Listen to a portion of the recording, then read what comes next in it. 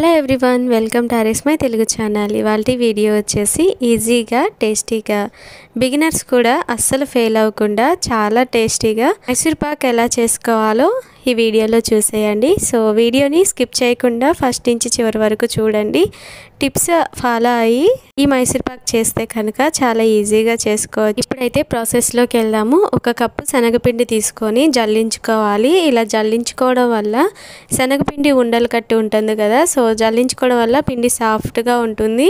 అలాగే మైసూర్ పాక్ చేసేటప్పుడు కూడా పిండి ఉండలు కట్టకుండా సాఫ్ట్గా వస్తాయి. సో ఇప్పుడు ఇలా జల్లించుకున్న పిండిని స్టవ్ ఆన్ చేసుకొని బాణలి పెట్టుకొని డ్రై రోస్ట్ చేసుకోవాలి. ఒక 8 మినిట్స్ రోస్ట్ చేసుకుంటే సరిపోతుంది. మరి ఎక్కువ రోస్ట్ చేస్తే కనుక మైసూర్ పాక్ కలర్ అనేది మారిపోతుంది అన్నమాట. సో లో ఫ్లేమ్లో పెట్టుకొని ఇలా కలుపుతూనే రోస్ట్ చేసుకోవాలి. ఇలా రోస్ట్ చేసుకున్న పిండిని మరొక బౌల్లోకి తీసుకుందాము. ఇప్పుడు ఆ బౌల్లో 1 కప్పు శనగపిండికి 1 కప్పు ఆయిల్ తీసుకోవాలి. మీ టేస్ట్కి తగినట్లుగా 1/2 కప్ ఆయిల్, 1/2 కప్ నెయ్యి అయినా తీసుకోవచ్చు, లేదంటే పూర్తిగా నెయ్యి కూడా యూస్ చేసుకోవచ్చు అన్నమాట. డ్రై రోస్ట్ చేసుకున్న శనగపిండిలో 1/2 కప్పు ఆయిల్ వేసుకొని ఇలా ఉండలేమి లేకుండా సాఫ్ట్గా కలుపుకొని పక్కన పెట్టుకోవాలి. ఇప్పుడు స్టవ్ ఆన్ చేసుకొని బాణలి పెట్టుకొని 1 కప్పు శనగపిండి, 1 కప్పు ఆయిల్ తీసుకున్నాం కదా, సో 1 కప్పు షుగర్ తీసుకొని 1/2 కప్పు వాటర్ వేసుకొని షుగర్ బాగా కరిగి పాకం వచ్చేంత వరకు కలుపుతూనే లో ఫ్లేమ్లో కలుపుతూనే ఉండాలి. శనగపిండి ఎంత క్వాంటిటీలో అయితే తీసుకున్నామో అదే క్వాంటిటీలో అదే కప్పుతో షుగర్ అండ్ ఆయిల్ కూడా మెజర్ చేసుకోవాలి. అండ్ మైసూర్ పాక్ వేసుకోవడానికి ఇలాగా ఒక గిన్నెకి గ్రీస్ చేసుకొని పక్కన పెట్టుకుందాము. మీ దగ్గర బటర్ పేపర్ ఉంటే బటర్ పేపర్ కూడా వేసుకోవచ్చు.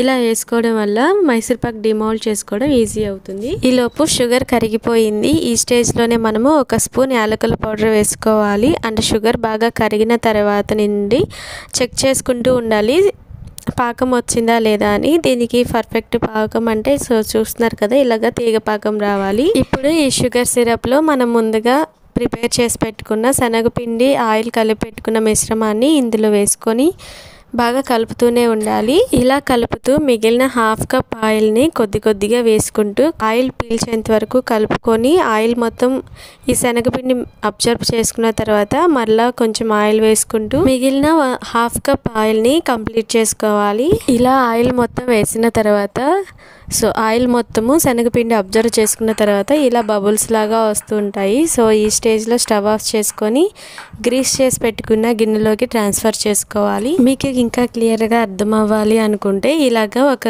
ఒక ప్లేట్లోకి కొద్దిగా ఈ శనగపిండిని తీసుకొని ఇలాగ బాల్స్ లాగా ఫామ్ అయితే కనుక కరెక్ట్ స్టేజ్లో ఉన్నట్టు. సో బాల్స్ లాగా ఫామ్ అవ్వట్లేదు అంటే ఇంకొద్దిసేపు ఉడకనివ్వాలి.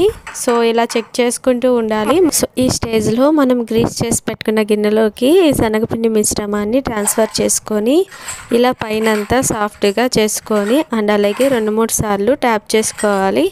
ఇలా చేయడం వల్ల ఎయిర్ బబుల్స్ ఫామ్ అయినా కానీ నీట్గా వస్తుంది. అండ్ ఇది పూర్తిగా చల్లారడానికి 1 అవర్ పడుతుంది. పూర్తిగా చల్లారిన తర్వాత డిమోల్డ్ చేసుకుందాము. ఇప్పుడు ఈ బౌల్ని వెనక్కి తిప్పి 2-3 సార్లు ఇలా ట్యాప్ చేసామంటే ఈజీగా వచ్చేస్తుంది.